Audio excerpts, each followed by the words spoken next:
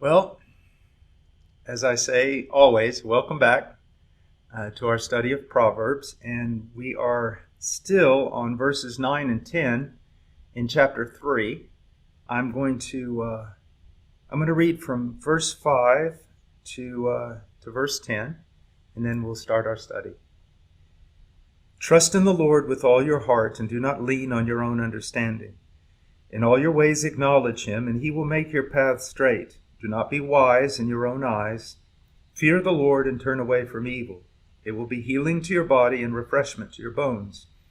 Honor the Lord from your wealth and from the first of all your produce, so your barns will be filled with plenty and your vats will overflow with new wine. All right, well, let's go to the Lord in prayer. Father, again, thank you so much for the children, the young people who may be watching this. Father, I pray that they would learn to, well, first of all, Father, that they would know you, the splendor of your person, of your attributes, that they would acknowledge your preeminence and submit to your sovereignty, to your authority in all things. Oh Lord, raise up a generation, even in the midst of this dark world, raise up a generation of young men and women who love your Son and who stand against the tide, against the current, who stand in love and conviction. They stand. So Lord, now please help us with this study on the use of our resources. In Jesus' name, amen.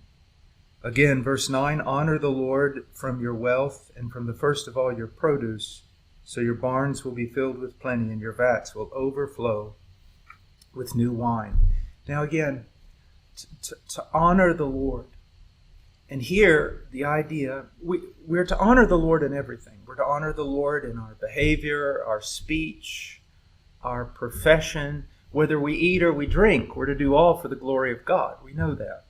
But here it's talking about honoring the Lord with something that is very precious to men, and that is wealth. Now, I'm not saying that's right, but what I'm saying is it is a reality. The thing that men usually most desire and admire is wealth. That's why oftentimes, and we're going to see even in this chapter 3, that wisdom, when it wants to talk about the importance of wisdom, it compares it to jewels, to gold, to silver. These are the things that men, for the most part, desire. And so if we're able to take that which is most desirable to men and submit that to God, it demonstrates a true and sincere devotion to God. Now, I asked some questions. I'm going to repeat them. We're to honor the Lord, and he's to come first in everything. And so I asked the question, does he come first in your finances? When you get paid, is that the first thing that you separate out? Is that which is due unto the Lord? Secondly, does he come first in your time? It's not just your money. I mean, he's not going to be paid off. Let me put it that way. He wants it all. Does he come first in your time? Do you meet with him, the first fruits of the day? And you know as well as I do, if you delay your time with the Lord, then usually it'll end up getting lost somewhere in all the busyness of the day. And then, does he come first in your relationships? Now, we should love people. We should love our mother, our father. When we're married, we should love our wives, our husbands, our children. But the one who has preeminence in all our relationships is to be the Lord. And it's to him we look first. And then here this text is talking about money. And I brought up, why does he bring up the idea of money or finances or wealth when it talks about honoring the Lord? And it's because, as I've said, love of money is one of the greatest competitors to one's love for God. The draw of money can be very, very strong because you can do so much in this world with money. And many times we've seen the case. We see it in the Bible, with Achan, with even people in the New Testament, where the love of money ended up shipwrecking them and destroying their lives because they put money over God. And because our relationship to money, also the way we handle money, is one of the greatest indicators of our relationship to God. As I said earlier in this study, if we're able to submit our finances to the Lordship of Jesus Christ, then probably most other things will fall in line. And finally, this is what we're going to talk about in this lesson, is a text that's in 1 Timothy chapter 6, and I want us to go there. I think it's really, really important because, like I said, my goal is not to get through Proverbs fast and just say we did that. My goal is to see you grow in the Lord, and also to avoid many of the pitfalls that capture so many people and have captured so many people down through the ages. Look at 1 Timothy chapter 6 and look at verse 9. But those who want to get rich fall into temptation and a snare and many foolish and harmful desires, which plunge men into ruin and destruction. For the love of money is a root of all sorts of evil. And some, by longing for it, have wandered away from the faith and pierced themselves with many griefs. But flee from these things, you man of God, and pursue righteousness, godliness, faith, love, perseverance, and gentleness. Now, let's go back to, I tell you what, let's go a little bit farther. Look at verse 6. Or verse 5. We just keep going back. We end up doing the whole book of 1 Timothy, aren't we?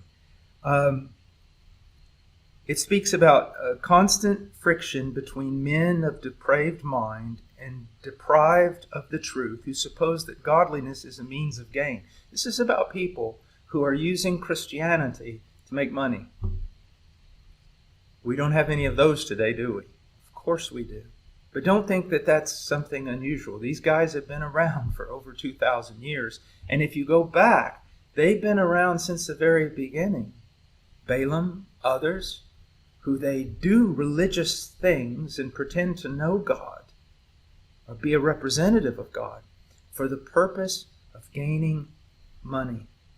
And so they suppose that godliness is a means of gain, that they can somehow appear to be godly and use that to their economic advantage. Now, verse 6, but godliness actually is a means of great gain when accompanied by contentment. Now, contentment means you're content, right? But you have to be careful with that word, because contentment is not a synonym for laziness or complacency, in the same way that ambition isn't necessarily sinful. You can be ambitious for the right things, ambitious to serve the Lord, ambitious to grow in the Lord, ambitious for the glory of God, ambitious for usefulness in the ministry. In the same way, contentment means that if you're content with God's plan for your life, God's sovereign plan for your life, and you're content in any circumstance. If you're living in a tent in South America, you're content. If you're living in a normal home now in the United States, you're content. You're just content. Why? Because you know you're in the center of God's will.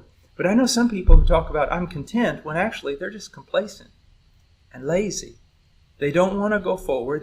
They simply look at everything as, this is the sovereignty of God. They assume no human responsibility, and they just wait around for God to do something.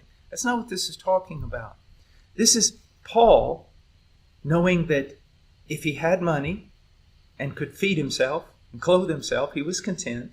And if he was in prison, deprived of many of the most basic human necessities, he was content because he was looking to the Lord. I have known people who were millionaires who weren't content, and I've known millionaires who were content, and I've known people who were poor who were content and those who weren't. The whole key is, what is God's plan for my life, and am I following the will of God as it's laid out in the Scriptures? You see. Now, verse 7, for we have brought nothing into this world, and we cannot take anything out of it either. That's a good reminder. It's always a good reminder when we're dealing with wealth. This is not permanent. This is not permanent. But there is a wealth that is permanent. And we gain that by using our wealth and our time and our resources here for the glory of God, according to the will of God, and for the benefit of God's people and the expansion of His gospel. Okay. If we have food and covering, with these we shall be content. Now that doesn't mean that there's a guy out there and he's got food and clothing and he's content. And the reason why he just has a little bit of food and a little bit of covering is because he's lazy and doesn't want to work. That's not what it's talking about. You see, you and I are to discover what the Bible teaches about work. And it teaches a lot. We're to work hard. We are. And we are to seek to succeed in our work. And we're to become better in our work. But after we have done the will of God, we're content. That work may pay off and prosper us greatly, or that work may not prosper us greatly. The contentment comes from knowing we're in the will of God. The contentment does not come from the fact that we're poor or we're rich, but that we know God's will and we're in the center of it. Now, verse 9, but those who want to get rich fall into temptation and a snare and many foolish and harmful desires which plunge men into ruin and destruction. Now, this does not say, let's look at what it doesn't say. It doesn't say that the rich fall into temptation. It says those who want to get rich. Like I said, I have known some very, very godly people in my life who were also very, very wealthy. I'm not one of them, but I know some. And they're godlier than I am.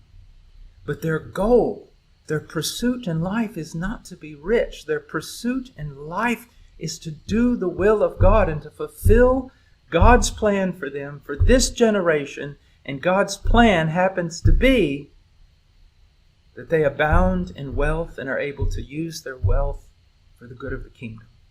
Do you see that? But those who want to get rich for the sake of riches, yeah, they fall into temptation. Why? Because they're not looking, what is the will of God? What is the will of God? How can I glorify God? How can I help people? That's not what they're looking at. They're looking at, how can I get rich?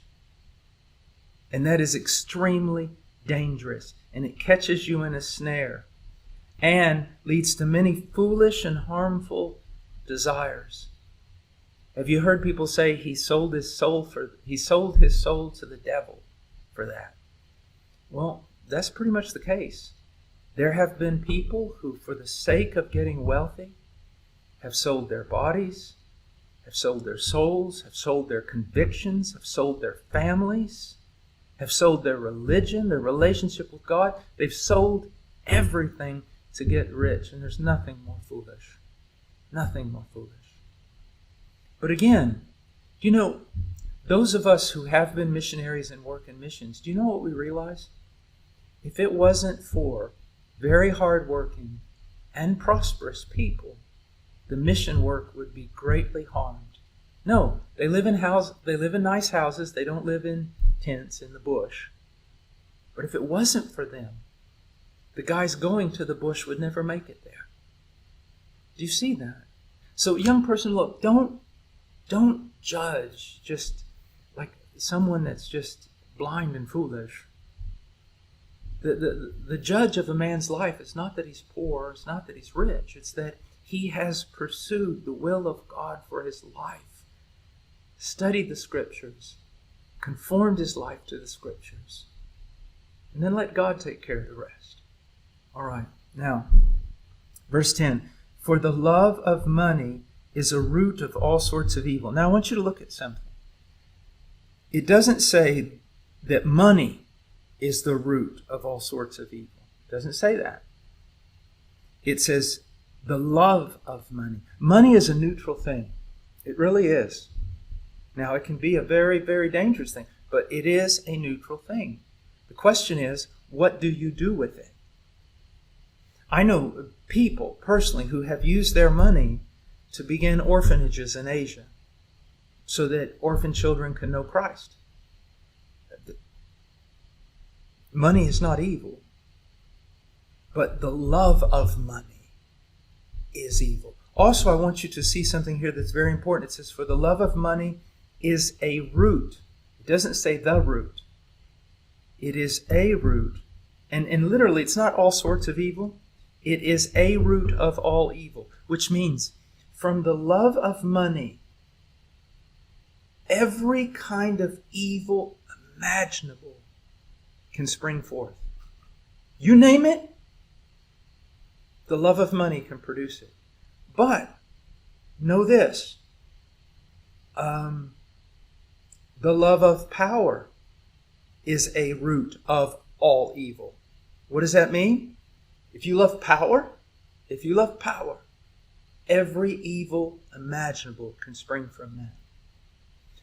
The love of physical beauty, we can say, is a root of all evil. Because any kind of evil, absolutely any kind of evil, can spring forth from that. Now let me throw something at you that you probably wouldn't expect.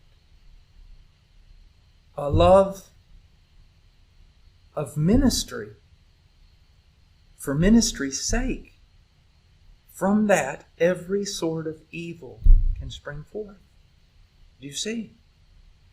When love is misdirected away from God to any other thing, not just money, but from any other thing, from that can spring every manner of evil.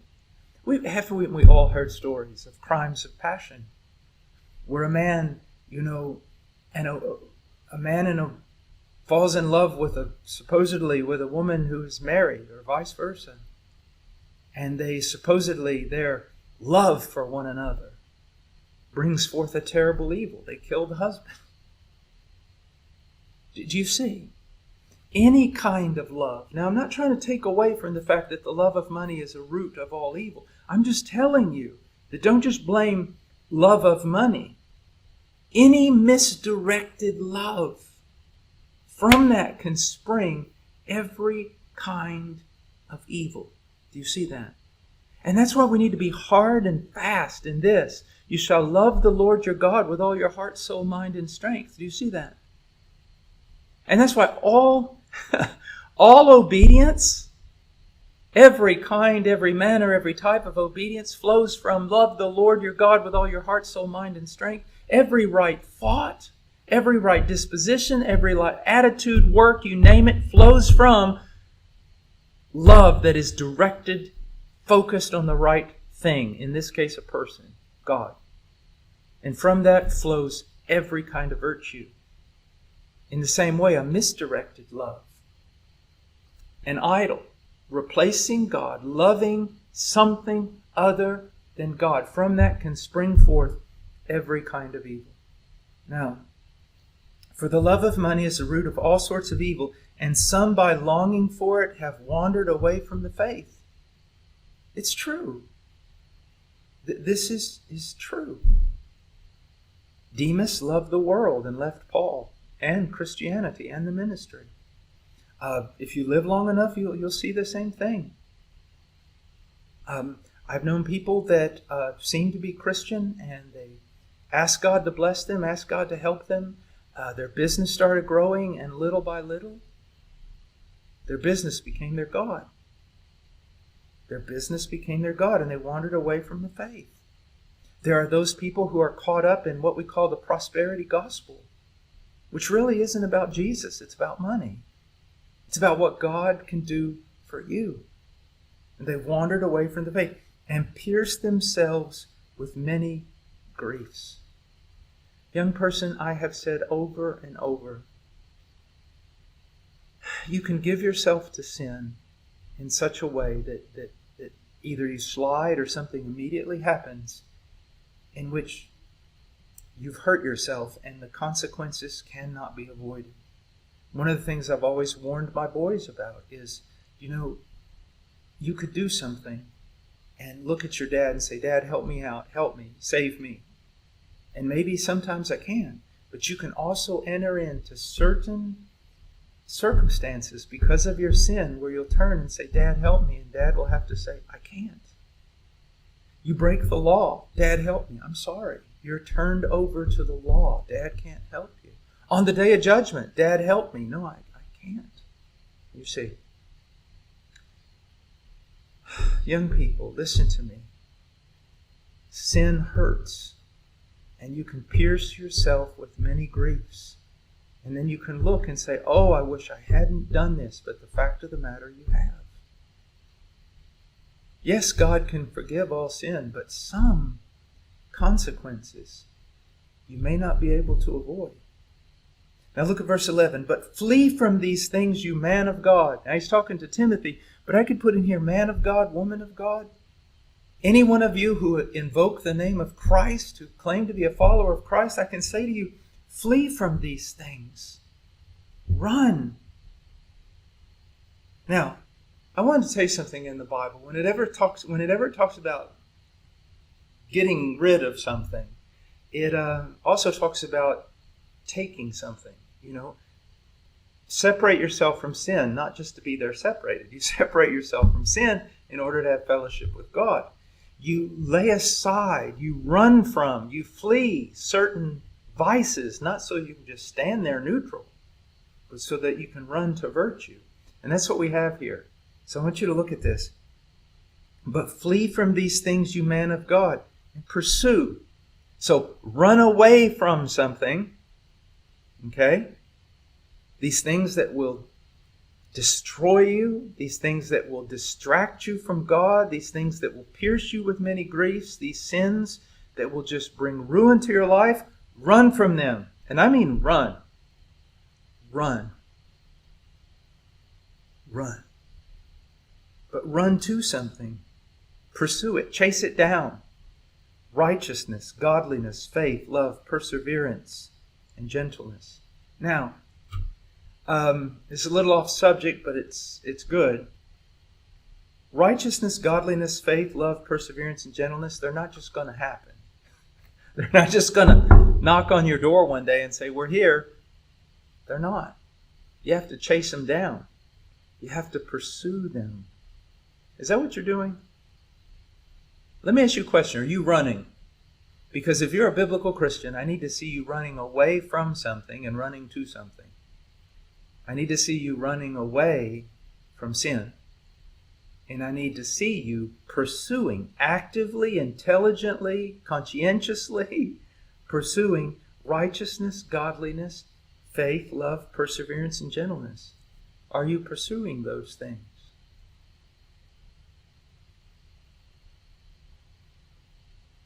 Or are you just sitting there? Again, this is not just to inform you, brother, sister. This is not just to inform you. This is to get you doing something.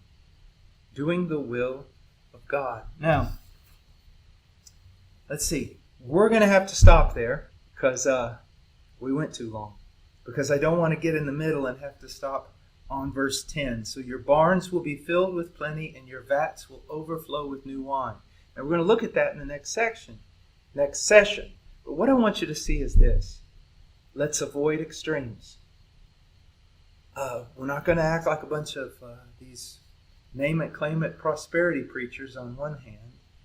No. But on the other hand, we're not going to deny the fact that God cares about His people, can bless His people, can prosper His people according to His will and according to our need. So let's keep that balance. All right, well, I'll see you in the next study. God bless you.